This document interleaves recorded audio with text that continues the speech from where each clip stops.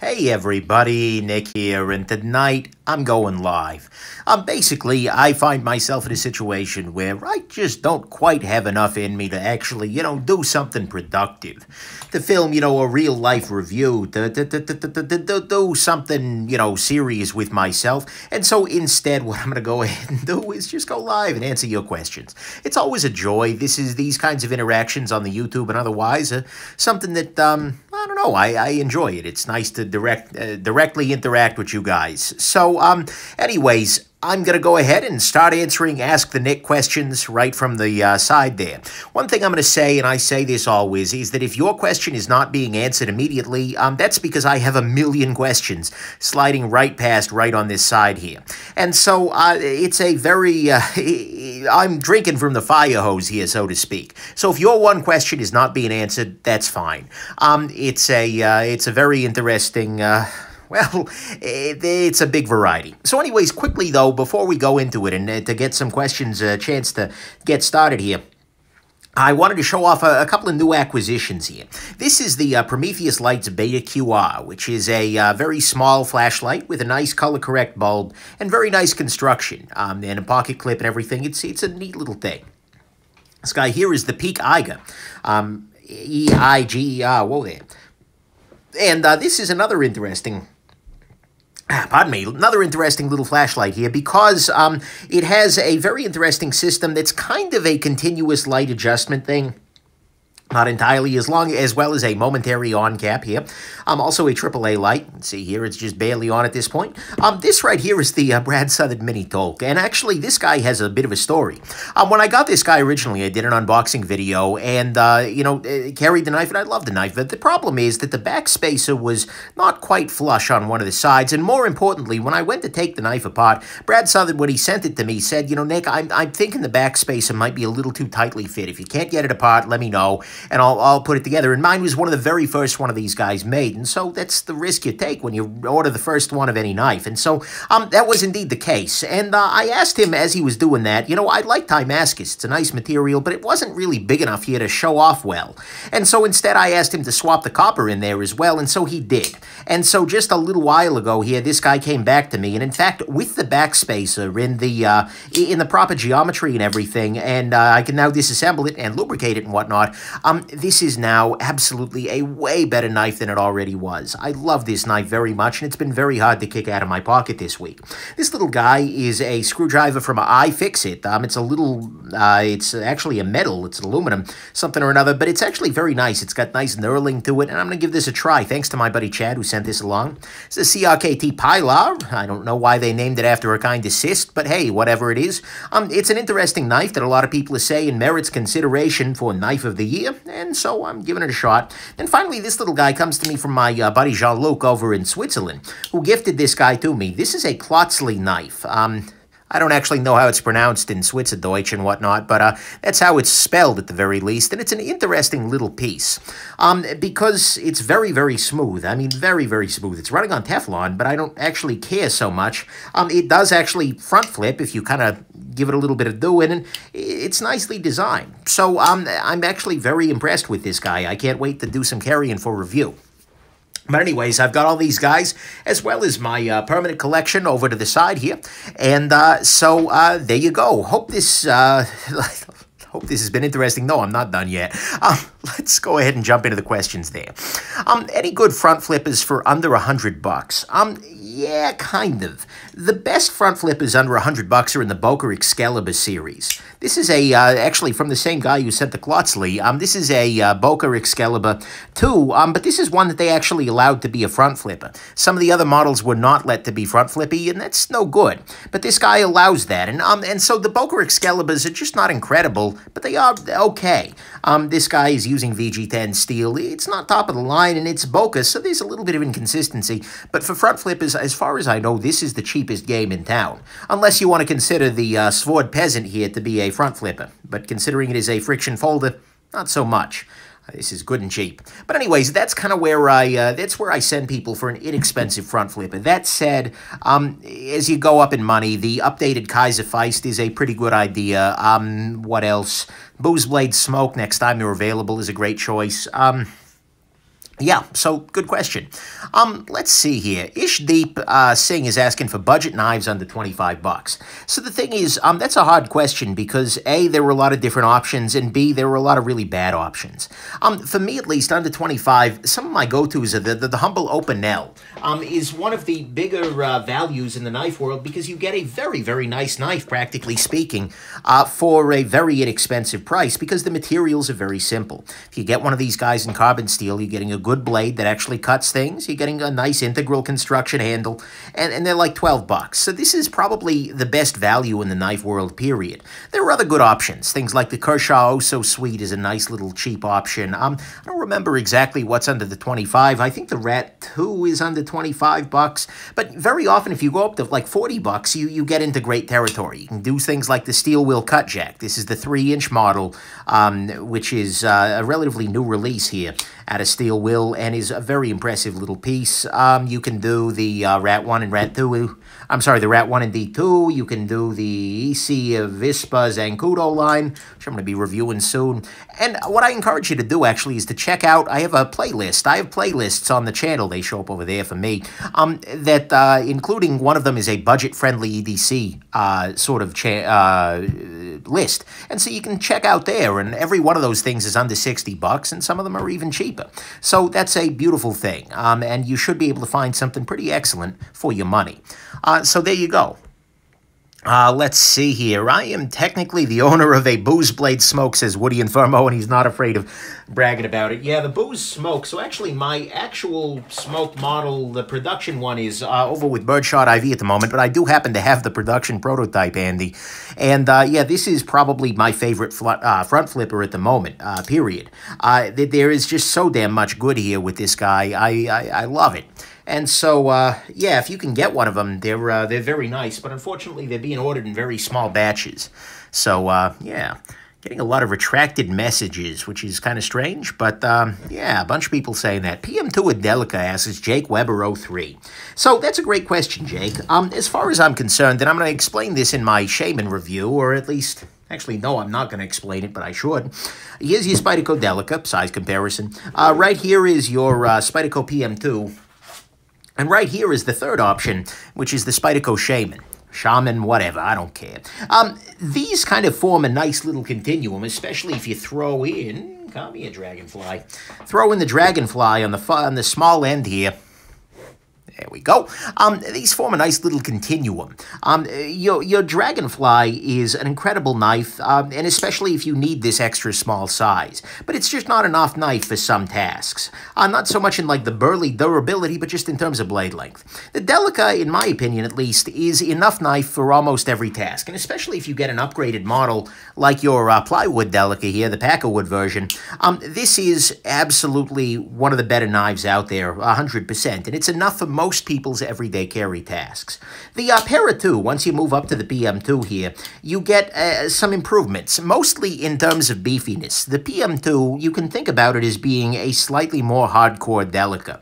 That's not entirely fair because it's got its own thing. It's got a compression lock. It's very different in that way. But in terms of the niche that it'll fill for an everyday life, I think the PM2 is right in that it's kind of a next step. If somebody says to me, Nick, I got a Delica, but it's a little too petite. It's a little too small in my hand. It's, you know, I need something that's got a little, you know, I broke the blade or something. A PM2 is not a bad place to go. But the thing is, Spyderco has just given us a very compelling option that's above it. In this guy, the Shaman. This is, in some ways, what happens if you take, like, a PM2 and a Native 5, and you just feed it a whole bunch of steroids, and this thing roid rages onto the scene. This is a really neat little knife, and it is honestly one of my favorite knives for 2017. I shouldn't like this. I have no reason to like this, but in fact, this is just great. They've done really, really well. The ergonomics are incredible. Even though it's not a Nick knife, it is a great knife. And so I would almost recommend that if you're going to think beefy, if the Delica is not enough knife for you, you probably may want to jump up to the Shaman. It cuts a little bit less well than the PM2, but it does that kind of this is hardcore role a little bit better, I think, than the PM2. So, yeah, that's kind of where I would go with things, though. If you need something that's a little beefier, consider the PM2. If you really want beefy, go Shaman. But otherwise, I think for most people, the Delica is going to be a much better choice on your everyday basis. So, that's a great question there. Kempo Kid asks, good Christmas presents for knife nuts. This is an incredible question there, Kempo Kids. And this is something that if I were to, if I had all the time in the world, which I sadly do not, I would absolutely make a video about, because it's a great topic, and I could say a lot of interesting things, but a couple of things come to mind. If you have a knife nut in your life, there are some great options. You can do something like, for instance, the disassembly tools. I have an entire video that talks about my favorite disassembly tools, and mentions things like this little wee driver set here, which does not naturally come with the binder clip. Just keep that there for, but anyways, you've got this little guy here, which is a pretty excellent choice for any knife nut, as well as any just general person, because very often a little tiny Phillips head driver can come in handy. So that's a great opportunity. Things like buying some nice lubrication, some high-end lubrication. Do some nano oil, some Daiwa real oil, something like that is not a bad choice whatsoever. I'm trying to think what else would be a nice gift for a knife nerd. I mean, and then at some level, well, maybe buy him a knife or a strop. A strop is another great option as well. So, yeah. But anyways, that's a great question. It deserves its own video, but it's probably not going to get one, just given the million other videos I have to make at the moment. Jacob Vincent is asking, I reviewed a bag with magnets recently. Am I concerned about magnetizing my watches? Great question. Absolutely great question. Yes, 100%. Look, I work a lot with magnets. I work with speakers. I work with, I'm an acoustics guy. Magnets are around me. And so magnetism is magnetism is an Achilles heel of some mechanical watches. Because mechanical watches inside there have a bunch of gears and little tiny springs that can get magnetized. One of the reasons that I spent the obscene amount of money that I did to get this guy, the Omega Planet Ocean, where the review, by the way, is coming. I just want to make damn sure I'm off the honeymoon. It might even be a year from now. My feelings haven't changed all that much since my preliminary review. But anyways, is that this guy is it is magnetic resistant to a huge amount. I think more than 15,000 Gauss, which is, to give you a sense of things, about the magnetism put out by a small non-research MRI machine. And so that's a lot of magnetism. And so yes, with a normal mechanical watch, with a relatively off-the-shelf boring movement, that's something to be concerned about. But that's part of the reason I went here, is so that you can get really high anti-magnetism and not have any concerns about that. And indeed, I've not had any concerns with this knife, this watch. So yeah, that's a great question there. Walker Krego, wow. I believe I mean Walker. Krego asks, Spyderco Mamba, any thoughts? Yeah, this is an interesting knife. I handled one once when I went down to Blade HQ sometime back. Here, I'll put something attractive on the screen here. And I'll put something very unattractive on the screen here. Oh, yeah. Anyways, I handled the Mamba at Blade HQ, and my feelings on the knife were basically, this is a very attractive knife, and I don't want any part of it, just because it was not a super practical knife for everyday carry. It was thick. It was an art knife. I mean, it was Spyderco producing an art knife, and that's cool. It's just not my style. Doesn't mean it's a bad knife by any stretch, but it's a good knife. It's fine. Just not my thing. Too Heavy for Gravity, that's a weird name, asks, is the MIDI Talk the same size as the Neon? It actually feels maybe a little bit smaller in the pocket when folded up, because it very much does kind of go inside of itself, so to speak. There's a little bit of Ouroboros to it, not in the Spyderco sense, but in the alchemical monster sense. It's weird. Oh, I see. It's adhesive. Alrighty. I'm just checking the length here. Yeah, we're about 3.25 inches, so it's about Shirogorov size. And frankly, in a lot of ways, if he can make these in sufficient numbers, and that's the big question here, but if he can make these in sufficient numbers, this is a Shirogorov killer. Because this knife at 700-ish is way better than a Neon at 700-ish. This is, in my opinion, just a better knife roundly.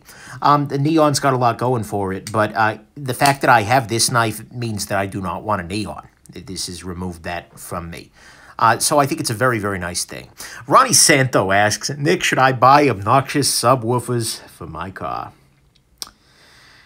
Oh, Ronnie. So I have a confession to make. I do. Oh, good Lord. Guys, I shouldn't shame myself publicly like this. At one point in time, I was a teenager. In fact, I suspect many of us were teenagers at one point in time. Like you, Ronnie Santo, apparently 17. And I went and I had a car. And I found an Infinity, oh, what the heck was the name of it? It was a all-in-one device. It had an amplifier and a subwoofer built into it. And I put this guy into my trunk. And this is like a 10-inch sub. So, you have good musicality to it. But I put this guy in my trunk. Mind you, this was an old car. The car was, I think, from the 70s. And as a result, when the bass hit, the trunk rattled, which wasn't a great look to start with. But I thought I was the crap. Like, I was the man having this system. And so I would drive around. Oh, God, I was such a little douchebag. I would just drive around with this guy going like, and I listened to electronica so I could exercise the damn thing. And so I thought I was so damn cool. And to an extent, I mean, it absolutely did add something to my enjoyment of the music. But I ended up selling that car and, well, actually, that car ended up breaking down, and so I didn't reinstall it in my next car. But yeah, I absolutely did that. Did it make me look cool? No, it did not. No.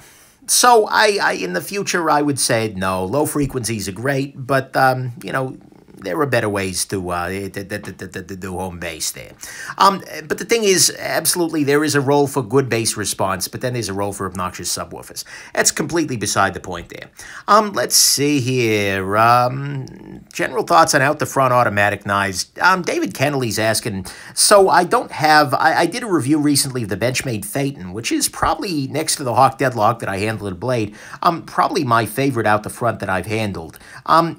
Namely because I am unwilling to consider even to think about knives that have stupid screws on them. And so that really rules out a lot of knives from pretty prominent out-the-front manufacturers. So, unfortunately, though, even with the Phaeton, out-the-fronts don't do it for me. These are knives that go stick-snick. When you press it forward, the knife shoots out. When you pull it back, the knife shoots back in. This is not a great choice for a lot of people because there is no subtle way to do it. For instance, take this guy. This guy, when you press flip it tab, absolutely fires out. However, you can also do it much more subtly. You can just pop it open like this. No problem. And that's plenty subtle. No one's even going to think about it. Or even the ProTech Magic here, which is another automatic knife. Absolutely fires it. I can also stealth this guy. I can pop it open like this, and case closed, it's irregular. But with those kinds of things, it's like... And so everybody around you is going to see this roundly hitting. And so that's not great. So I'm not a huge fan of the out-the-front auto. I think it's a fine idea, and for people, for instance, with one arm, I think it's a great knife. But and accessibility is really the most important aspect for them. But in terms of practicality, I never once felt myself like, wow, this is a great choice. So there you go. Again, yeah, accessibility is a big deal there. Let's see here. JCB67 asks, am I going to grab another Sleesh Bowie? No, I don't think so. I've got mine. It's a nice knife. It's made to last. But the thing is, in all life, all phenomena are transient. It's a simple fact of life. This knife will fade and this knife will die. But the thing is, if I were to grasp for it, if I were to continue trying to keep the Sleesh Bowie alive in my life for eternity, if I were to buy Bowie after Bowie after Bowie, so that way I could go the rest of my life and never be without a Sleesh Bowie, I mean, sure, that's possible. But that very act, that grasping, that needing to keep 15 copies of this knife around just to avoid being ever separated from it is itself a root of suffering. And so I would recommend, well, I don't know, I'm not recommending, this is just my own thing. That's not something I want to do. This knife, sooner or later, will die. I'll do something that will kill it. Or it will, rust away or something like that. I don't know, ashes to ashes, Sleesh Bowies to dust. But when that happens, I'm sure there will be something else in my life that I can love and move on. So, I don't feel the need to chase that dream. Everything is transient. By chasing it, you just suffer more. But there you go. That's perhaps a slightly more existential response than anything, but there you go. Daft Punk, Dr. Captain Troy, big fan. Absolutely. Random Access Memories, one of the better albums to come out in the last few years. Let's see here. Let's see. A bunch of people talking. Is anybody else experiencing a crackling noise on YouTube? Nope, sorry, AI. I haven't had that. But, Arnie 0011 says, I'm sad. Now, the thing is, Arnie, you can't take that as a sign of sadness. Yes, absolutely. The Sleesh Bowie will die. The tent balls will fall out. We are all just walking skeletons. But the thing is, the simple fact of the matter is that we are here right now. Right now, you are sitting on YouTube watching some jackass talk about knives. And for you, at least, I hope that's a great life decision. And I hope it's something that brings you joy. If it's not, you should probably go do something that brings joy. But we're here. We can celebrate that. We can enjoy what we have right now. I can enjoy the fact that right now I have access to a bunch of really awesome knives.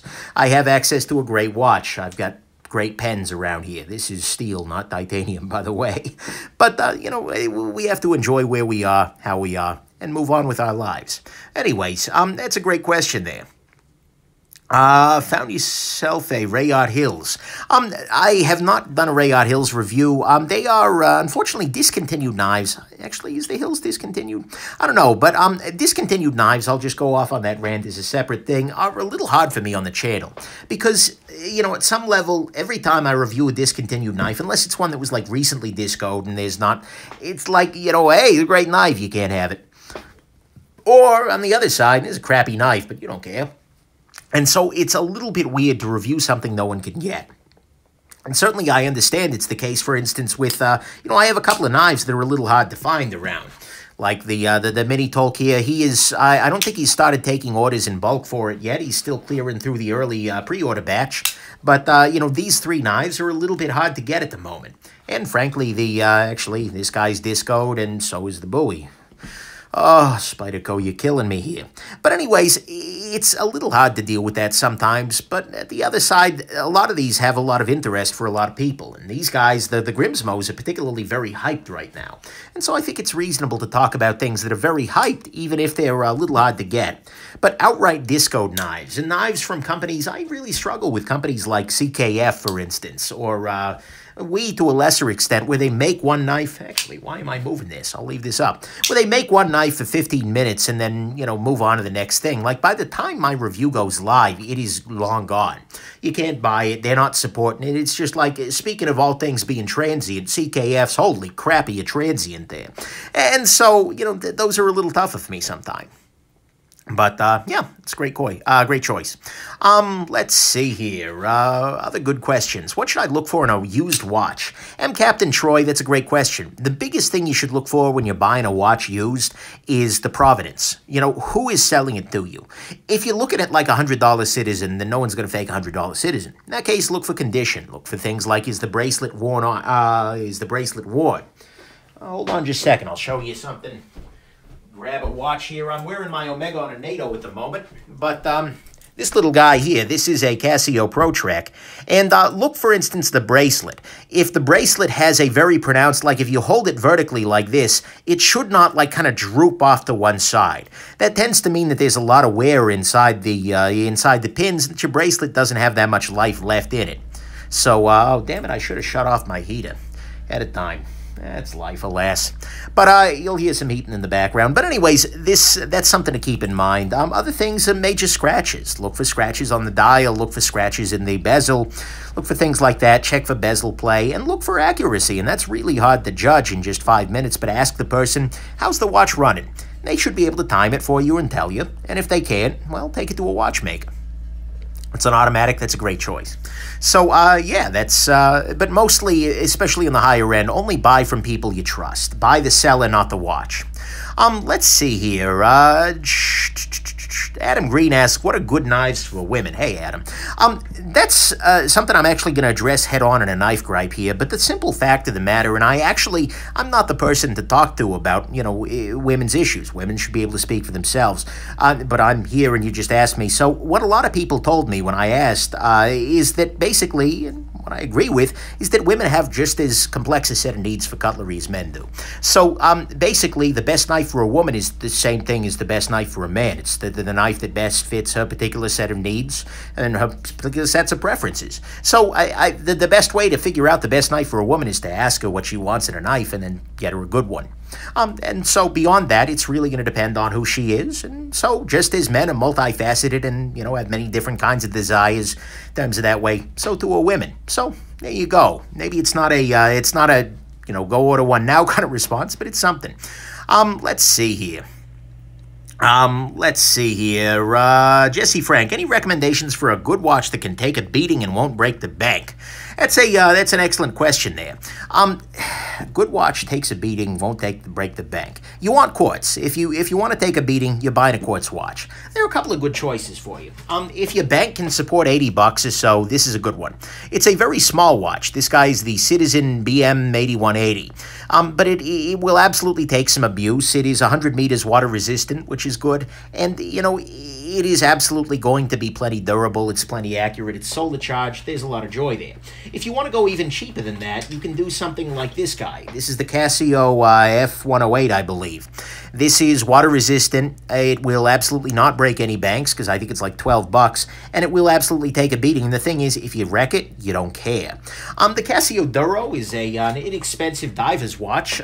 The lume on it is just terrible, but aside from that, it's pretty great. It doesn't come in a bracelet yet, but you know that's good. And then if you can afford to jump up the range a little bit, and in fact, I think one of the very best values in the watch world right now is the Citizen ProMaster Diver, and it's the new model. I'm gonna drop a review of that one of these damn days. But it's the new one with the nice blue face, and that is really excellent. It is very durable. It's a great dive watch. It has a very nice bracelet. It is, frankly, I would be happy with that watch if I didn't already have this guy. Thank you for the donations, guys. But that's a really great choice, and you can get them for like $250 or $300. And in terms of value, bang for your buck, and durability, you're going to be hard-pressed to do any better than that. So that's a great choice. I think that's a good choice.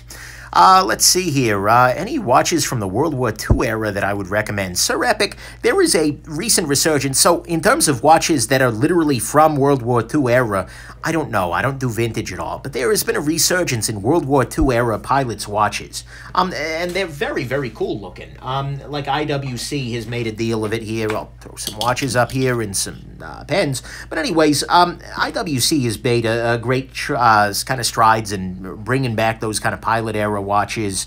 Who else has done great stuff? I don't know.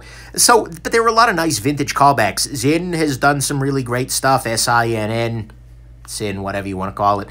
Who else?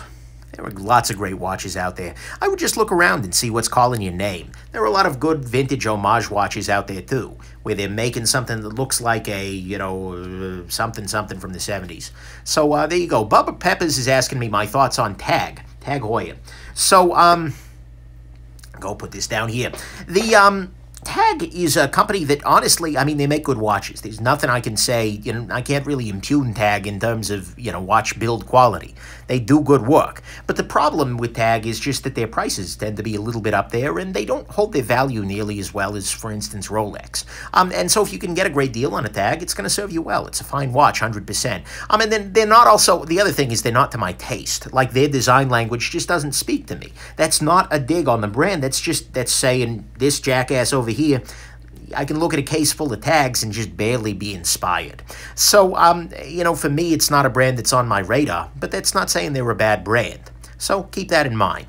Let's see here. What are my thoughts on Benchmade's Proper? So, Kevin B is asking this. The Proper is actually, I'm going to be doing a review of it. Well, I filmed a review of it already, but the Proper is a great knife. I love the fact that Benchmade has made it. I love the idea of the Benchmade Proper very, very much. And I think it's Benchmade is doing something that's super important right now. My gripe, I think last week, Knife Gripes with Nick Shabazz on Knife News, talked about the fact that I am so freaking tired of tactical as being the driving force in the knife world. It doesn't speak to me at all personally, and it's associating us with stuff that's becoming less and less popular in the greater public, and we don't need that right now.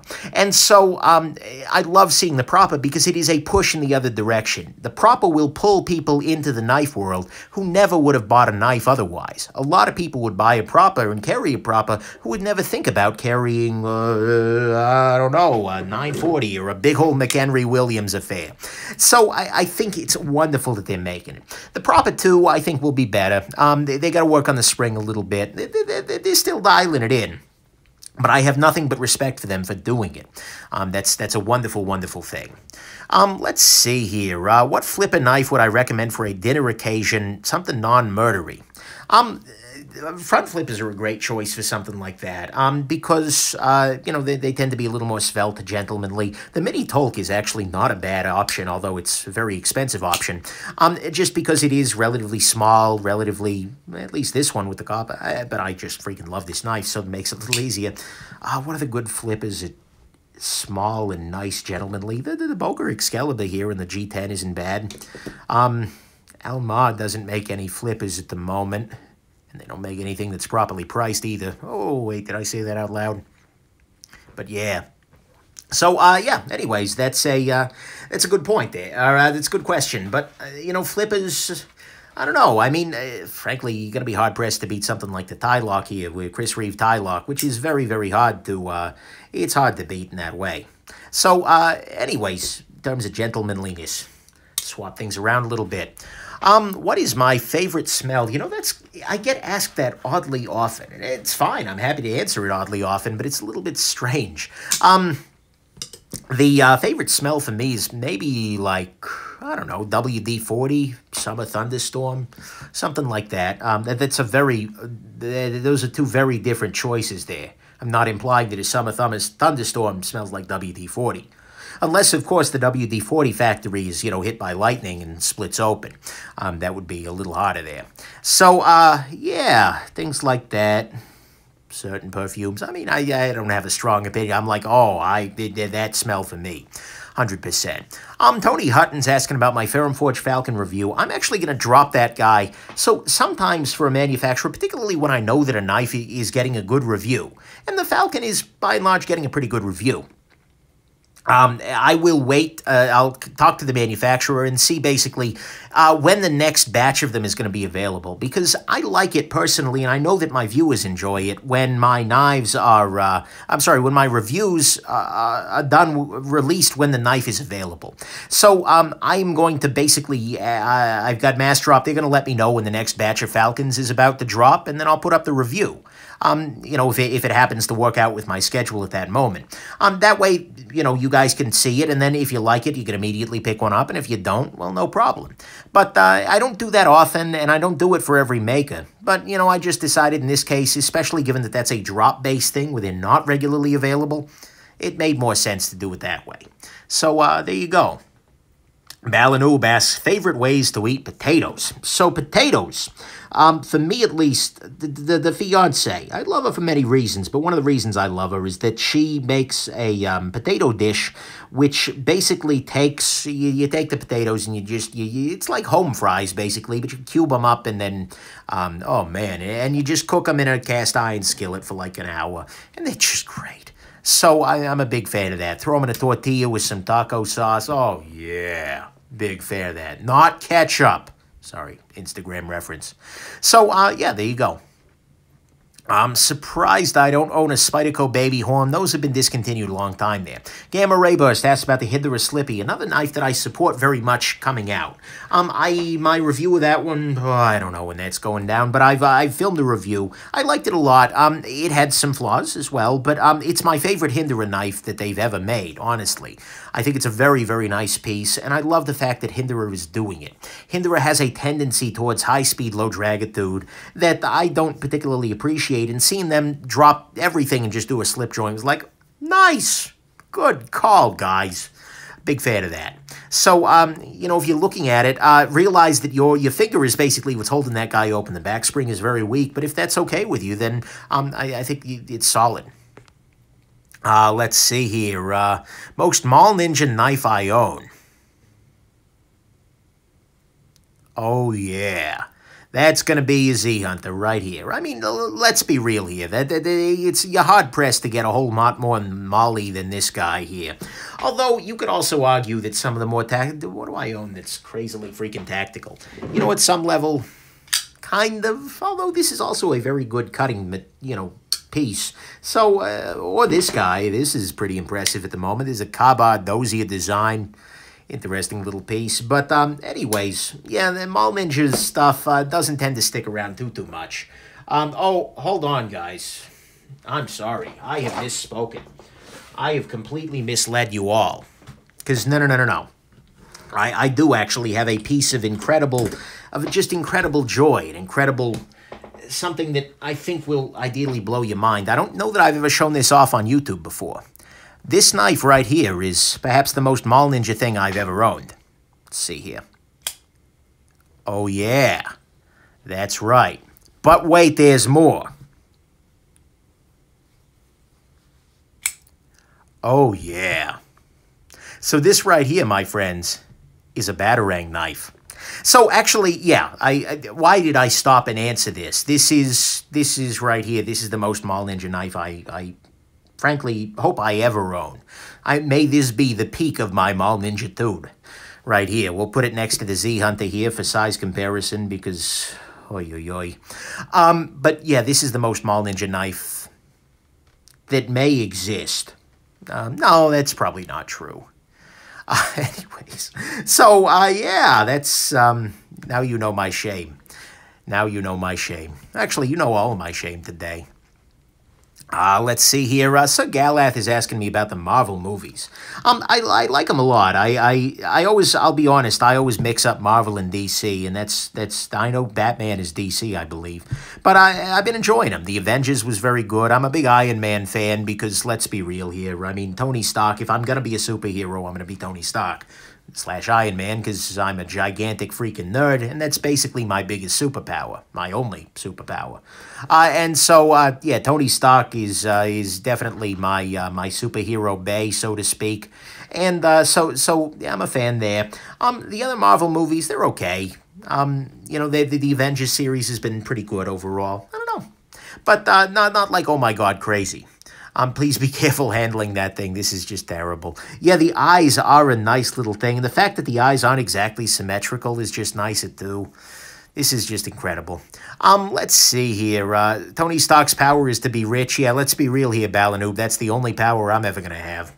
And I'm never going to be rich, so let's just be real here. I got a knife thing, and I like watches. I am not going to be a rich man.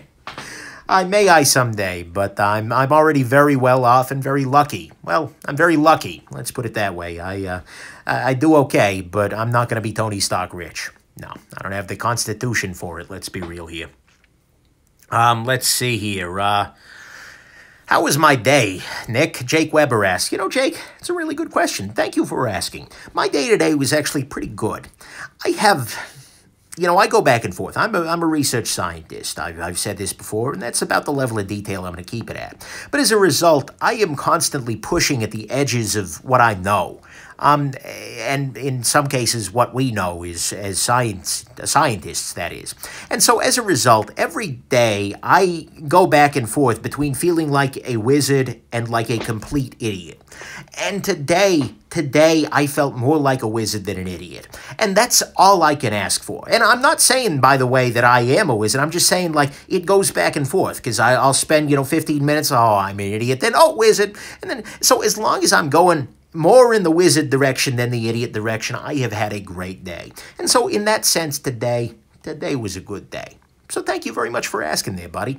Very kind of you. Hope you had a good one, too. Opinions on Orient watches. Jonathan Chambly is asking. Jonathan, that's a great question. Orient, they do interesting, inexpensive work. Don't expect great accuracy is the big one. But aside from that, if you're willing to put up with that, pardon me, no problem. But my assertion always to people who are interested in a lower-end watch in terms of the price spectrum is to go cheap. I'm sorry, go quartz, that is. If you're going to be buying an inexpensive watch, you should buy an inexpensive quartz watch. It will simply be better for you. Mechanical watches can be really excellent when they are more expensive. If you're spending $200, $300, $400, $500 on a watch, then you can get a pretty good mechanical, 100%. But if you're buying something specifically to be inexpensive, you should buy a quartz watch, because you will get crappy mechanicals at a low price, and you will get great quartz, but there is a trade-off point there. So yeah, Ronnie Santo is asking me my thoughts on Jim Skelton. Look, Ronnie, I'm not going to go out of my way to talk about other people in that way because that tends to lead to gossip. He said, she said. Look, Jim is a reviewer whose stuff I will watch. Well, he's a showcase or whatever you want to call him. You know, he has put custom knives in front of a lot of people who wouldn't have otherwise seen them. And he is absolutely an entertainer. You know, you can watch his stuff, and by and large, you'll have a laugh or two. And so in that way, I think Jim has been a force for good in the YouTubing world. So yeah, I think I'm going to go ahead and he's now making knives. And, you know, I got to respect that. He's gone this next step beyond just looking at knives and is now making them. And so, you know, I can respect that at least. But I'm not going to, you know, go too deep into anything else there. Good question, though. Let's see here. Opinions on Seagull watches. They tend to be very, very inexpensively made Chinese mechanicals. And again, if you're looking for a mechanical watch, you want to spend more money. I don't mean that in terms of like, you know, you're a terrible person, you should spend more money, but just there is a certain cutoff where if you go below this amount of money, you will get a bad mechanical or a good quartz. And if you spend above that money, you could get either one. I really, really, really don't think inexpensive mechanical watches are a great plan in the long term. If you don't care about accuracy, if you just want jewelry, then great, that's fine. But otherwise, I think you're good.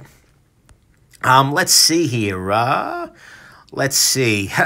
David B says, I go to Jim for the grails and Nick for the facts. You know what? I think that's a nice way to think about it. Jim gets knives that I will never, ever get a chance to check out. And that's fine. I don't, frankly, a lot of the knives in his collection, I would not be interested in reviewing anyways. He does high-end custom stuff. And so in that way, we are we complement each other on the YouTube. I'm covering something he is not. He's covering something I'm not. So, no problem. Let's see here. Rexbo, what do I love more, watches and knives? That's tough. I probably like knives a little bit more, but honestly, if watches were less expensive, that answer would probably be a little bit different. I'm going to be real here. Because watches are very, very, very freaking expensive. And so I'm not a huge fan of that at all. And if I could be getting high-end watches at a price I could afford regularly, I'd have a huge watch collection too. So I'm more limited by my means in the watch world, but you know, the knife world is a whole lot of fun too, and I use both. And so there you go.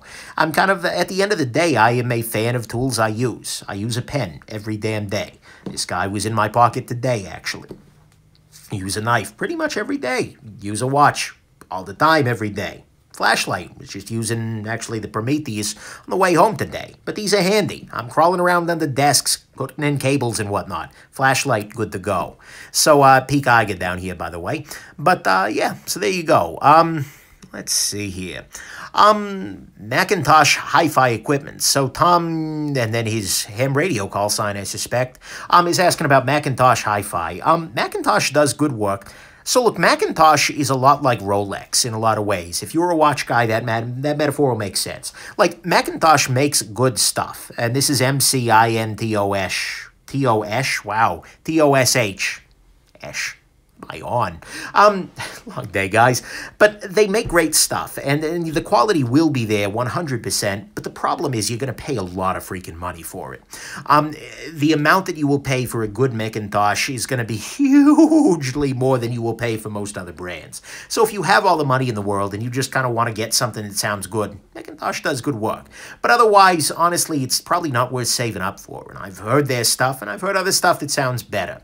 It's a luxury brand, 100%. So there you go. Let's see here. Thoughts on Hinder or Jurassic? Never handled one. Great question, though. Jetbeam RRT01. Tarquinius Superbus is asking about this little guy. This is speaking of discontinued gear, this little light here is the Jetbeam RRT01. And it is this is a continuous rotary sort of light, so you turn this ring to turn it on. And this is an absolutely great light. This one has an emitter upgrade, and I love this very much. It's not great for everyday carry because this ring is the only thing that's keeping it on and off, and it rotates pretty easily. There's not much detent to it. And so it's super smooth, but unfortunately. And so this is something I keep around on my review table so I can shed a little light on this subject, but it's not something I carry on a regular basis. But it is a great light, 100%, and it's absolutely a gem. Just never done a review because you can't freaking buy one, and so it's just been at the bottom of my list there. Great question. Let's see here. A click button is always better, says Shadow. Yeah, at some level, I think I agree with you there. It can be okay to have like momentary on and then twist for long, but the twisty interfaces, I was trying to use the twisty interface on this guy with gloves earlier tonight because it's freaking cold out there in Michigan, and so that sucked. I'm going to be honest. And so I kind of do love the idea of a clicky button. That makes life a little nicer. Let's see here. Keishen Jwai, I'm sorry, asked about the new Spyderco model. That's going to be your compression lock mini native, which I am absolutely going to pick up because I'm very curious about that. So let's see here. Should be interesting. Very, very interesting. Sir Galath is asking about automatic knives versus assisted. So let's see here. Let me grab an assisted knife that's worth a damn. I think our little Batman can go away here. One of the very most worth a damn assisted knives out there is not that, not that. Here we go. This. No, not that. Actually, that too. This is the Kershaw Link. This is the Kershaw Dividend. So, and if I took this off frame, it would be Link to the Past. Because it'd be in the past, not the video. Okay, sorry. That was a 90s video gaming joke. Anyways, so automatic knives, this is the only one I've got at the moment. This is the ProTech Magic. So you hit this little button, the blade fires out there. Practically speaking, is this any easier to get to than this? No, not whatsoever. I mean, I hit this button, it fires just as readily as hitting this button and this fires. There is absolutely no difference in terms of practicality. And at some level, this shows off the absolute stupidity of these kinds of knife laws. There is absolutely zero world in which this knife is more dangerous than this knife, because on this one you press on the blade and on this one you press on the side. These laws are not written for that. These laws are written to shake people down and harass them. And usually it's a certain kind of people, and that's itself very, very ugly. But assisted knives and automatic knives are basically about as good as each other for most people's everyday use. And so if you can't carry an auto, you can carry an assist. But frankly, either one, I don't see all that much better in an improvement here over this. You know, how much slower was that? This is a knife with a really good detent, which I fell off of there. So, yeah, it's Grimsmo Rask I just pulled out there. So, assisted knives are fine, automatic knives are fine, but what's the difference? Does it matter? No, not really. Let's see here. The Gray Dividend. Yeah, the Kershaw Dividend here is an incredible freaking knife. 100,000 freaking percent. I like this so damn much. They've done a great job of it, and the fact that they're now dropping these guys in M390 steel, oh yeah, that's really impressive. Follow-up video on the Rask. Somebody's asking, so the Grimsmo Rask here is an incredible knife, and it's one that I've actually been carrying more often. And honestly, if somebody came to me tomorrow and said, Nick, you know, you can only keep one of your Grimsmos, this is probably the one I'd keep. I like the Norseman a lot. It's an incredible piece, 100%, but the thing is, practically speaking, for my everyday life, the Rask is a better choice. And so, on a day when I can just carry any knife, I tend to carry the Rask. I like the Grimsmo Norseman, and so this is probably as close as I have to a Safe Queen, although I do still carry it on occasion. But the Rask has earned a place in my heart, just being as practical and nicely done as it is. But I have to say, 100%, I know the interesting thing here is that the Grimsmos have been working with Brad Southern and teaching him some of the CNC stuff. But these two knives next to each other are very interesting because they're both heavily skeletonized. They're both beautifully done. They both have incredible freaking actions, although the Rask is more fall-shutty than the Mini-Tolk at this point, and the Rask has a harder detent, which I appreciate. But look, both of these are incredible pieces, 100%, and I don't know which one of these may win out in the long term. The Mini-Tolk being just a little bit smaller might be better. The Z-Hunter is my Safe Queen. That is indeed true. That is absolutely 100% true. The Z-Hunter is not getting carried. Sir Galath asks the point of diminishing returns in automatic watches. So I've talked about the point of diminishing returns before, but that basically is just saying that, very early on, when you spend more money, you get improvement. And it's never linear, but it's like as you spend, if you move from a $20 watch to a $100 watch, you're going to do a lot better. When you go to from $100 to $500, you're getting a major improvement. You go from 500 to 1,000, you're starting to get an improvement still. It's sizable. Thing is, after about $1,000, it starts to level off a little bit. What you start getting at that higher range, above $1,000, is regulation.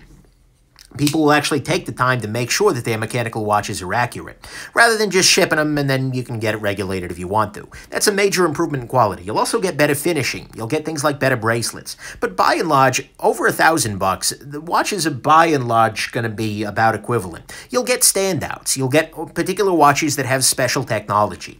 The Omega here has a coaxial escapement. It's got all the magnetic stuff I was talking about earlier. But, so it has some improvements at its incredibly high price point, around $6 retail. Don't pay that. Go to a local authorized dealer who can help you out a little bit. But anyways, you can, this guy has some tech improvements, but by and large, the difference between this watch here and a $500 high-end quartz piece is very, very small. This watch, the Citizen ProMaster Diver was probably 90%, no, maybe 87% as good as this guy was, for a price that was quite literally like, well, it was a very small fraction of the price.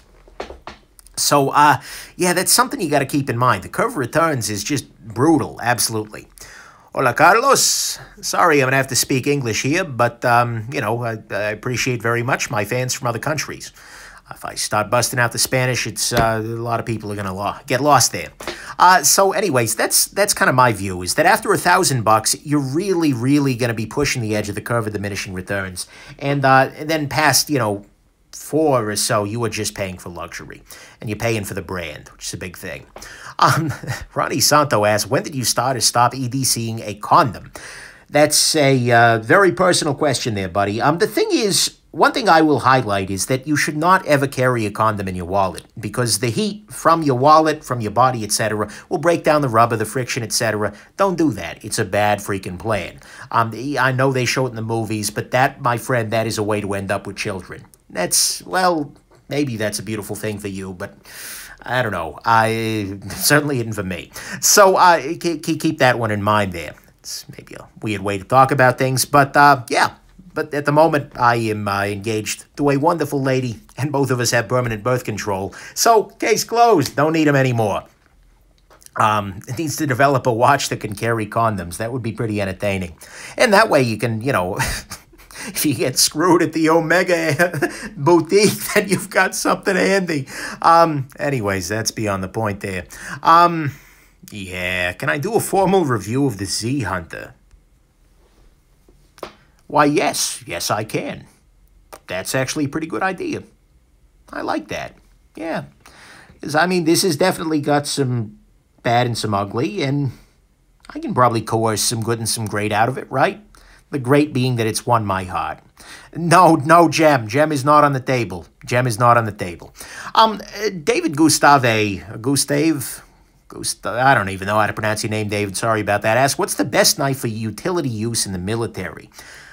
I can't answer that question. I am a jackass. I have never been in the military service. I respect everybody who has, but that's not a world which I'm super familiar with. So there are many, many people in the EDC community who are ex-military or current serving military, and so I think that you should probably talk to them instead. I am the last person to talk about that. If I had a friend who, for instance, was going overseas, I might actually consider the Shaman here as a pretty good choice. It's on bearings, which means it's going to be okay in sandy conditions, muddy, grimy conditions. It's a very nice little beater knife. He's not going to hurt it too bad. Deploys very quickly if you need it to.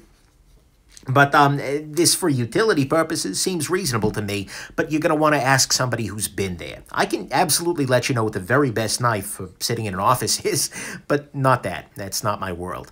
Nick Kaz is saying he's retired military and wants a fixed blade. That's a great point, too. Fixed blades are always going to be more reliable. Let's see here.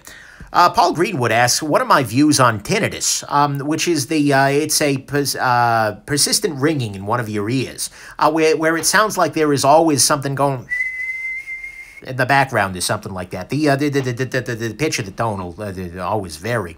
This is something that can often happen if you've had some kind of a hearing damage, for instance, either recently or in the past. It's really unfortunate. There are a lot of people who are working very hard to find ways to address it, but and it can be very, very annoying for the people who have it. But, you know, I'm not really up on the latest in that world, but my sympathies to anybody who has it, and you should go talk to an audiologist, more specifically probably an otolaryngologist who studies ears. They may be able to help you out a little bit more. Jim Ping is asking if I like metal. Yes, I do. I like this metal here. I like this metal pretty well. This is a great metal, 20 CV, 100%. RWL 34, pretty great metal. S35 VN, absolutely spot freaking on metal. Even titanium, it's pretty solid metal. So yes, big fan of metal. Great question. What's more useful, a carometer or a banana? For me, at least, I'm going banana. Pardon me, get some water here. Banana is absolutely going to be my EDC of choice between the two of them because I have a use for a banana. I can eat a banana. But yeah, that's about where I'm going to go with things. Josh W. is asking me what I am thankful for. So for those of you outside the States, we're coming up to next Thursday, I believe, will be a holiday called Thanksgiving, where the idea is that you give thanks for the things you're thankful for. I'm planning, if I have the time, to do a video explicitly addressing this, what I'm thankful for. But the thing I'm more thankful for than ever is actually my viewers, the people who support me, whether it's the people who come into these kinds of things, the 199, holy crap, people who've come in on a Friday night to listen to some jackass rant about tinnitus and watches and things like that. And, you know, that means the world to me. And the fact that I have people who, you know, really, really enjoy the channel, who want to support it monetarily by donating on Patreon, as YouTube ad revenue just keeps kind of going down the crapper.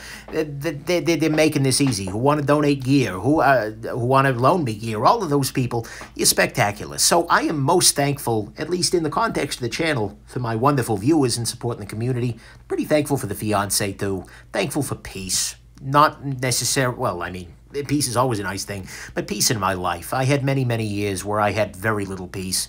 I finally do, and my God, is it nice. If I wake up in the day and I think, God, today is going to be boring as sin, that is the greatest feeling ever. And so if you're in a time where you feel like, oh my God, my life is so boring, cherish it. It gets, oh God, yeah. Anyways, it's beside the point there. We are speaking Spanish in the comments. Josh Seth G says, Nick, you're right. I am a wonderful viewer. Yes, you are. 100%. Let's see here. Favorite EDC flashlight? I do not have one handy with me. But it is the EGTAC D25A. Although this little guy is kind of compelling. It's pricey, but it's pretty compelling. Let's see here. Rask or Konigarius? For me, the answer is going to be the Rask. I've had both knives, and I kept the Rask. Konig is just big, flat out. If that knife were smaller, I would absolutely do one. But as it is, the Rask is a slightly better fit for me. Favorite turkey carving knife? I have zero idea, I'm sorry to say. I have no turkey experience whatsoever. Citizen Signature Diver Loom versus Planet Ocean. Planet Ocean is slightly better, but they're both absolutely good to go. Best way to craft a pizza? With lots of pineapple. Suck it, haters. Let's see here. Let's see. Paul Greenwood asks, Nick, do you have any religious beliefs? So, okay, at work, I have a pole, a very, very long pole. It's a wooden pole, you know, by the hardware store. I want to say it's about 11 feet. It's made of a nice solid wood, relatively true, and I use this for doing things like holding onto a microphone at a distance and things like that. For me, at least, that pole, even though it's about 11 feet long, I am not freaking touching that question with it. No. In this day and age, discussing one's faith is just a way for people to find a way to hate you.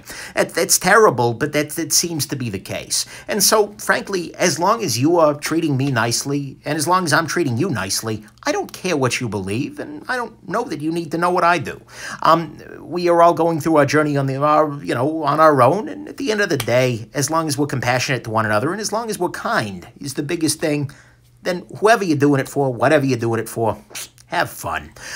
So yeah, that's my response, is not with a 12-foot or so pole. No way. Let's see here. Bunch of people, speaking of holy wars, bunch of people are talking about the separation, about pineapple on pizza. And that is something I will I'll wade right into that controversy. Pineapple on pizza is a spectacular freaking thing. Let's see here. Lost all respect for Nick. Oh, I'm sorry about that, Hooper. Deep apologies there. Oh, for the pineapple, okay. Yeah, that's fine. You can lose all respect for me for that one. Let's see here. What time do I have in the U.S.? It is, at the moment, actually, I can tell you, it's about 8:05. So, 8:04. This guy is currently, I think, about 2 seconds fast, which is fine by me. So, yeah, there you go. And this guy's probably way off because I haven't reset him in a long time. But anyways, Nick is East Coast, so I have East Coast time. This is indeed true. For a second there, I saw Nick is East Coast. Like, am I a rapper? What's up with that? I mean, I like Jay-Z. But, you know, anyways, beside the point. Best value headphones. That's really tough. A lot of people calling me squares, which is true. Absolutely 100%. Let's see. Best value headphones. The Sennheiser HD 595s are really, really good. These are the HD 650s. These are the ones that I have at home. And if I'm going to do serious headphone listening, they're excellent. They sound great. The thing is, curve of diminishing returns. Holy crap. These headphones are around $250. They sound no, they're way more than that these days, actually. I forget exactly what they're going for. I got a good deal. But anyways, you are paying way freaking more money for these guys than you need to. The 595s are, I think, relatively less expensive and are just about as good. You get like 90% of the performance very easily. So, yeah, it's a great question there. Let's see. Have a Sennheiser. Yeah, Sennheiser does great. They do great mics. Alyssa Nicole saying that she really needs a friend. Well, Alyssa, I am happy to be there for you as a reviewing friend. I, have a very appropriate relationship for a reviewer and his viewers. So, yeah, it's great. Let's see here. There are lots of good headphone reviewers out there in that world. It's true. The 595s discontinued? Those bastards. 598s aren't bad either. REW is asking about year-end type videos. I am planning to do Nick Shabazz's best knife of the year for 2017, as in the knife that was released this year that impressed me most. Do I want to go into contenders here? Do I? I don't know. It's a lot of pressure. I may put things on and off the list. Well, okay, I'm not going to give the full list because I don't know the full list quite yet. And there are still some knives that are on the way that might not be... that might be serious contenders for it. But for me, at least, a couple of things come to mind for the possible best knife of 2017. Mini Talk, absolutely on the list. The Spyderco Shaman is absolutely a possibility there. I need to figure out when the Kershaw Dividend was released. I think it was in 2016 sometimes, but if it wasn't, then that's possible. And then this guy here, the Kaiser TI. I actually bought a second one of these, a T1 that is. I got one of these guys for free from Kaiser, and then I gave it away to a buddy of mine who, well, honestly just had a kid, and so he wasn't going to be buying any knives for a little while, let's be real here. And he was lusting, so if I got it for free, I might as well share the wealth, right? But I ended up buying one of these guys because it is just such a damn good knife. And so I wanted to have it around for this very video about, what might be the best knife for 2017. Is that a big freaking chip in the blade? Really? Brand new? No. Yeah. Holy crap, it is. It's a big freaking chip in the blade. I didn't even notice that. Look at that. All right, anyways, beside the point. This is still a very good contender for Best Knife of the Year. And so there were a couple of options out there, and a couple more I haven't listed here that are definitely on my mind. And so I'm going to try and identify one knife I like more than anything else, but I'm going to have a really tough time of it because, even with these two, holy crap, the Hawk Dauntless, TAD Knives Hawk Mid-Deck Dauntless is another really, really excellent high-end piece that could be absolutely the best of the year. But even with these two, I'm going to have a hard time of it. So lots of stuff out there. Other best and worst. I've gotten a lot of requests for a worst knife of the year. No, I think I'll go ahead and skip that one. But, yeah. Anyways, let's see. Is the Elk Force up there? Oh, my God. Well, you know, this would be the surprisingly not the worst knife of the year. That's something at least, right? Oh, the Elk Force. Oh, the Elk Force. Best worst knife of the year. Yeah, best worst knife of the year. That works too. Steve Rasmussen. Hey, Steve. Steve is a supporter of the channel. Asks me, what the heck did he just ask me? I got derailed. Hawk Orbit. Hawk Orbit is it's a collaboration between Hawk Knives, Serge Panchenko, I think, and I think it's made by Millet. And it's a very interesting piece. For me personally, the Hawk Dauntless is a better choice. It just has a more practical blade shape. If I like cleavers, I'd love the Hawk Orbit. But I do not necessarily... The Hawk Dauntless was, to me, absolutely great. It is... Spoiler alert, it's a shining freaking gem. But the Orbit didn't quite grab me as well. If I love cleavers, I'd do that, though. But yeah, there you go. Jim Ping is swearing in Russian. Thank you very much. David B. asks, what kind of temper do I have when I get angry? That's a really weird question. I have been gifted with the fact that when I get really mad, I tend to go cold rather than hot. I will withdraw and get really freaking strategic. And this is actually pretty great in a lot of situations. This means that I'm very unlikely to fly off the handle, which is nice. But so you can tell, you know, there is a point of anger for me where I get, you know, I'm definitely angry, but when I go cold, then you've really pissed me off, and you're going to have a freaking problem. But it's a different kind of thing. So luckily, I'm not a hothead. I don't have a temper particularly, and in many ways, I've worked very hard to cultivate that, given some life experience. But still, something impressive there. Neek seems like the kind of guy who seethes rather than rages. Yeah, if you really piss me off, I'll write a knife gripe with knife news. So, great. Carter is asking, good large EDC knife recommendation. Bam. Right here, Spyderco Shaman. Absolutely great. Jacob Dowse is asking, Sliver Axe Shaman. Shaman by a mile. This is great. Steve Rasmussen, have I ever gone nuclear? I have, very rarely. And I don't go violent. I just get really pissed off and rant a lot. But yeah, there you go. Let's see here. DJ Hamburglar, why don't I ever get on camera? Can I show you my face? So, we've answered this way back in the early Ask the Nicks. No, I'd like to keep my work and my play separate. That's the simple fact. I mean, I work in a smaller community, and I don't know how everybody, you know, who knows? My boss might be a secret fan of Z Hunter and just absolutely hate that. And so, just as a manner of protecting what it is that I do for a living and, you know, enjoying what it is I do on YouTube, I decided to keep those personalities separate. And so, although you can definitely see glimpses here and there, and, you know, certainly some viewers have actually met me in person, and we've had actual conversations. I really do my best to kind of keep those two things separate, and I really hope that my viewers will respect that, and will, you know, not stalk me, will not go that, because, like I said, I'm just trying to make it so that I can continue to do this without worries about, you know, the people around me having issues. I think by and large, a lot of people are going to be okay with it. In fact, a lot of people already do know, but still. And I am, in fact, Batman is my other concern. I mean, 100%. I mean, at the end of the day, I am the knight. And so I want to make sure that people are, you know, not accidentally, you know, hurting that. You can see where the Batman mask has marks from the pads of my glasses, by the way. That's right, because I can't see with just the Batman mask on. It's beside the point entirely.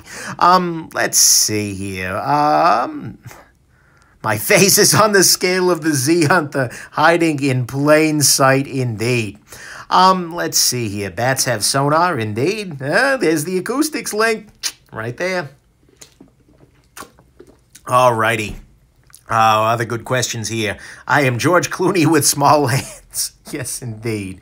Oh, man. Some days I don't feel like my hands are that small, but then I see somebody else handling some, you know, knife, and it's just like, holy crap, what the hell, guys?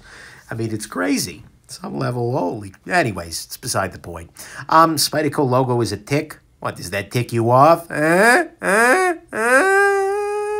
Okay, that was terrible. Upcoming pen reviews, yeah, a bunch of them, actually. Jonathan, I have, in addition to, I'm going to do a re-review of the Kaweco Lilliput here. I'm working on a Lamy Safari review, Pilot Platinum Preppy, not Pilot, it's just Platinum Preppy is the name of it. Another fountain pen, got a review of Tactile Turn. This guy's very interesting. This was sent to me by my buddy Chuck. Graciously donated it to me. This is a rollerball, ball-pointy kind of pen, except, check this out. This actually has an ink cartridge. So this takes regular ink cartridges, except it writes like a normal pen, which is really weird. It's not something I've seen before, and it's something I'm really curious to check out in the long term. So, yeah, that's a great question there. Let's see here. Exotic fish? That's not a question. That's a noun. Well, noun and an adjective, but still. Have I ever learned calligraphy? Way back in middle school, I tried some calligraphy, but unfortunately, nah, it didn't work so well. My handwriting is not all that stellar, but that's okay. Thoughts on the Cold Steel GoldenEye? I don't have any strong thoughts. I haven't taken a look at it, but you're just adding crap to a slicing path. They're basically trying, I think, to get around... Having the single round hole on the blade is Spyderco's thing, and Cold Steel has added some stuff around it. It doesn't strike me as that interesting. Let's see here. Thoughts on the new Tesla models. All I know is they dropped the Semi, which is great. I support Tesla and SpaceX, very much so. I think they're doing interesting work, and, you know, as soon as they can eliminate self-checkout somehow, or at least provide better ones, that's all I can ask for. I have a very big vendetta against self-checkouts. And Michael Bay, interestingly. You know, people ask me, you know, Nick, what makes you angry? One of the things that does make me angry is Michael Bay, the major director. And more specifically, like, you know, okay, Pearl Harbor, not a great movie, whatever, but the freaking Transformers series.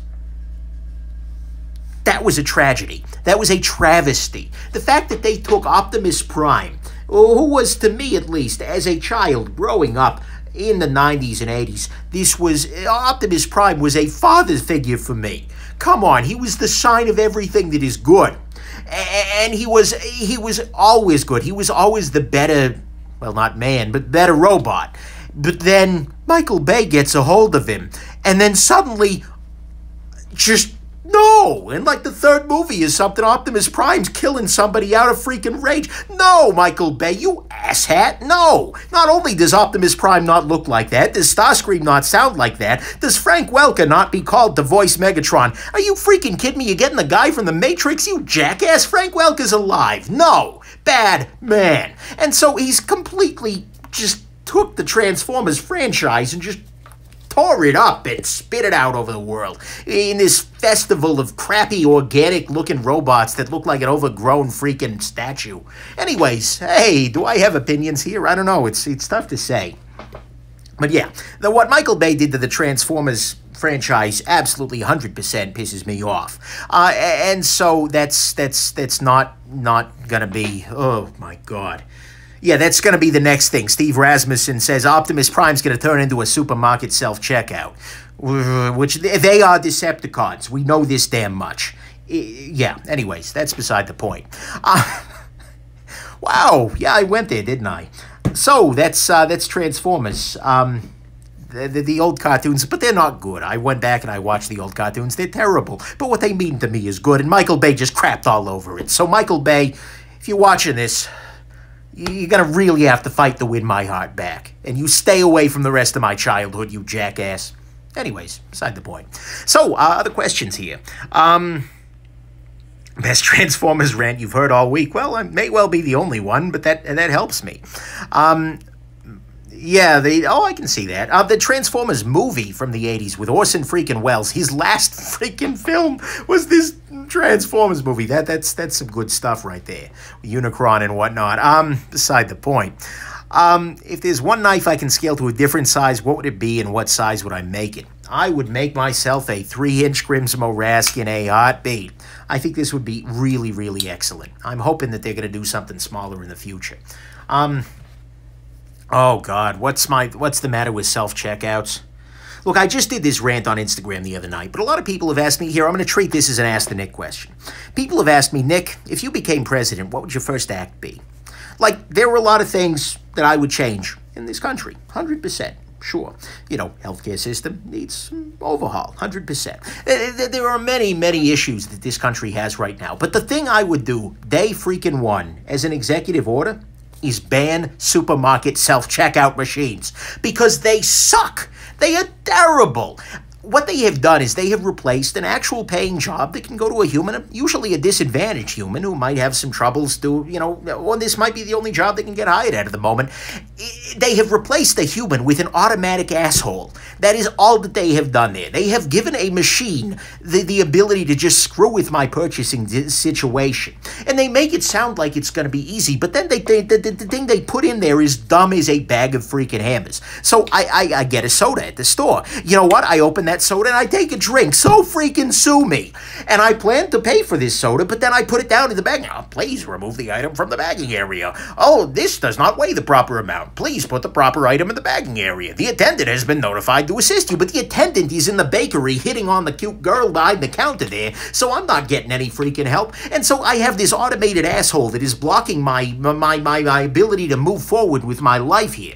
And because of this, there is only one line open, and that line has 15 little old ladies with full carts and a checkbook in hand. And so automated freaking self-checkouts they are evil robots. Like we have, the Autobots are good, the Decepticons are evil, and then down here, these are the freaking supermarket self-checkouts. So those systems are just terrible, and I think they need to go away. And let's be real here. If the singularity happens, if AI is finally developed, and we as a species are able to band together and create something incredible in the form of artificial intelligence, I worry that it will find a supermarket self-checkout. It will talk to that checkout and immediately develop that same hatred of humanity that is imbued in these devices and immediately nuke us. It will just like get DoD servers like, boom, nuked.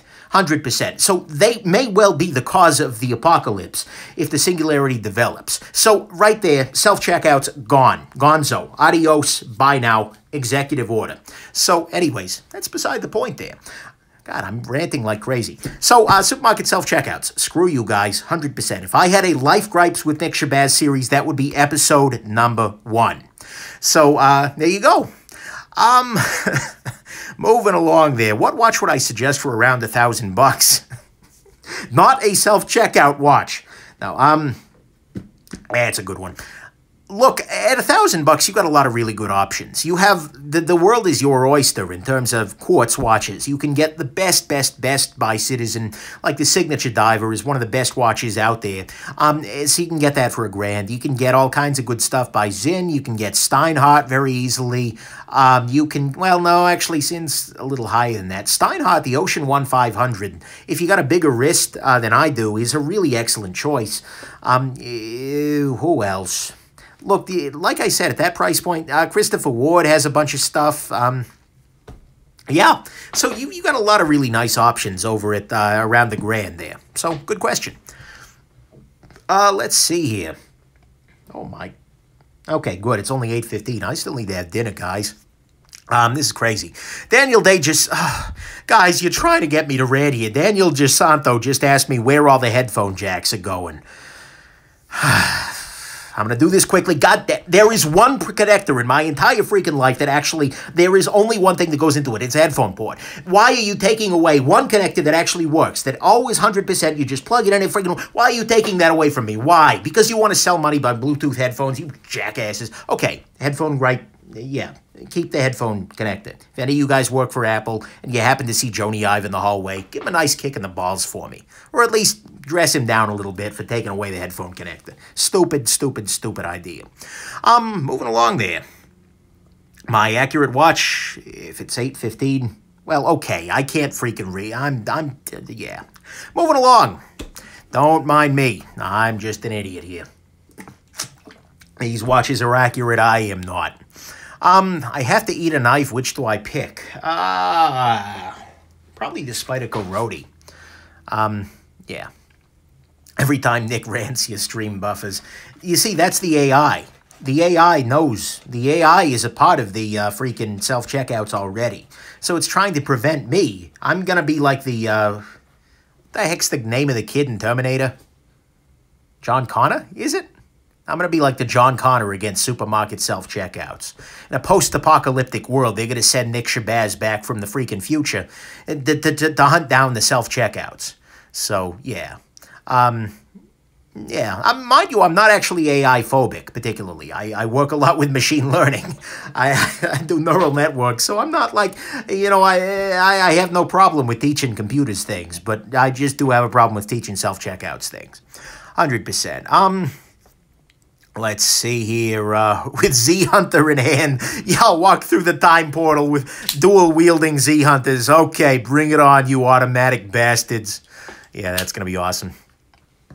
Can I speak French? No. Let's see here. Intel or AMD? I wish that were a choice. Threadripper's looking nice. That kind of parallelization, I love that ability. But NVIDIA's better for graphics. So, well, I say that as a scientific researcher who needs CUDA, generally. So, yeah. Let's see here. Flucom is asking my very favorite YouTubers. Go ahead and check my playlists. I have an entire list of them. Let's see here. Ever stabbed anything that was living? Ronnie Santo asked. Yeah, at one point in time, and I feel kind of bad about it, but I put my knife into a tree for a video. The tree seemed to have survived just fine, but I did put it in the science, so that was, I'm not a big fan of that. That tree didn't deserve that. Let's see here. Tornado hands overload the video codec. That could well be. What's the best situational joke I've ever made? This one. Okay, that didn't work at all. Well, maybe it did. Maybe it's meta. That will, like, echo through the freaking ages. And sometime, at some point in history, people will look back and say, that was the best joke he ever made. Because most of my other ones were even worse. So, maybe that one. Nope. Keith Nova says, nice. Let's see here. Yeah, that's, Killer Clock says stabbing something living isn't fun. That's true. We should not glorify violence. It's 100%. That is an issue in the EDC community. People look at that as be like, oh, wow, that's so cool. Like, no, that's not. That's a terrible thing. You don't need that. You don't want that. Injuring somebody is not something you should want to do. Flat out. I mean, it's terrible. So anyway, it was the best of jokes. It was the worst of jokes. Oh, indeed. Let's see here. Should knife laws go away? Duo Overdose asks. Ooh, that's a good one. Honestly, I think a lot of them need to. The reason I say that is not because I think, you should be able to hurt people, but the thing is, pretty much everything that is a problem that you can do with a knife is already illegal. It's not the case, for instance, that, if we took away knife laws, you could stab people. No, that's called murder or attempted murder. So we can charge you with that. That's a problem. If you rob somebody, that's, that it's assault with a deadly weapon or whatever the heck, robbery with a deadly, armed robbery. That's what I'm looking for there. If you, cut something that you shouldn't have, that's I don't freaking know. Vandalism, something like that. So there is no freaking point to having knife laws. That's just saying, you've already done something wrong, so screw you. And unfortunately, more often, they're enforced disproportionately against some populations. And as a result, they end up turning out to be ways for police officers or other people to shake people down when they were kind of, it's a screw you law. It's like, I bet you carry an illegal knife, so if I, screw with you a little bit, I can find something and charge you with something. And so I don't like them. I think that they tend to be rooted in racism, unfortunately. The history of knife laws in this country, note that a lot of the knives that are very, that are illegal are ethnic knives, things like balisongs, things like stilettos. Ethnic groups came to the U.S., brought knives with them. We didn't like the ethnic groups, so we just banned their knives. It's ugly, and so much of that is rooted in all of that, and right now the enforcement of it is so heavily. I mean, it is a very different thing. Knife laws are different depending on your color here in the U.S., and that's really unfortunate. Most people will not enforce these laws. And again, I'm not saying that all police officers are like this, and in fact, the good ones are not thinking in this way, but it is much more often the case, and I've had viewers tell me, look, Nick, I'm Mexican, I live in L.A., I can't afford to carry a knife that's more than $20, because, you know, at any given moment, it's going to get taken away from me. Or if I see somebody, you know, if something goes on, I just have to lose it in a bush or something. And that's terrible. And so at that level, I think knife laws are really not a great thing for this country, both in terms of being a knife guy and in terms of being somebody with a respect for the rule of law. I think we have much better things that we need to be legislating against and that we need to be enforcing. So, I don't know. That's it's an unfortunate thing.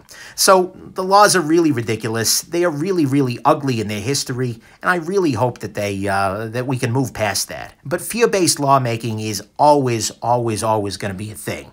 Politicians are very, very good at controlling people by using fear of things, fear of people, fear of groups, fear of anything. Every day, we are just getting put more and more fear and fear and fear on us, and that is used to manipulate us and to lead us into ugly things. It's unfortunate, but it's true.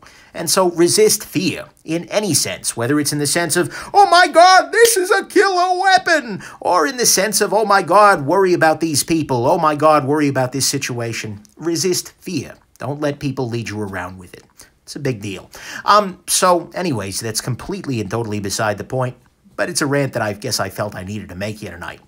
Somebody's asking about this flashlight, Peak Eiger, right here. What knife were I most surprised I ended up liking more than I expected? Says Gregor King. This guy.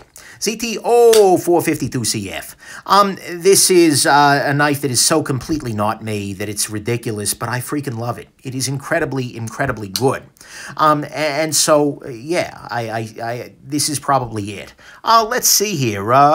J.M. Rouse points out that Batman uses fear, Nick. How is that okay? That's a good question. In my personal opinion, though, Batman is notable and interesting precisely because he is playing fast and loose with the law. I mean, this is why Batman is the hero Gotham needs, not the, you know, the hero Gotham deserves, etc. I mean, so Batman is constantly facing that tension. Is what he's doing okay, etc. So I think it's okay for Batman to do it. But, you know, it's beside the point entirely. Carbon fiber at TI, asks Caleb Backus. For me, titanium. I like carbon fiber a lot. It can be very attractive. This guy right here, this Klotsley, very attractive in carbon fiber.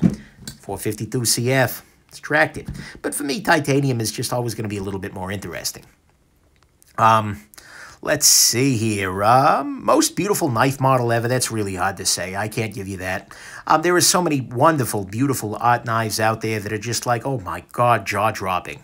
If you go on, like, Sharp by Coop, Sharp as in this knife is sharp, and then C-O-O-P. He's on Instagram. He takes pictures of some of the most gorgeous knives ever. And you will just love the knife world all the more if you follow him, just because you see, like, I don't do art knives, but holy crap, are they good. He shows off this incredible stuff. So anyways, that's a really good, that's a good question, but I would say some of his stuff.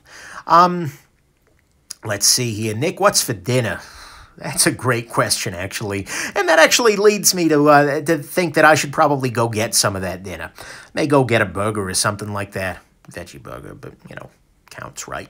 Or I may just eat something boring here. I don't know. I'm going to figure it out. But, Velveeta shells and cheese, yeah, that's a very real possibility. That's the I may stay here and figure something out option. But I'd have to defrost broccoli, and I could just get in the car.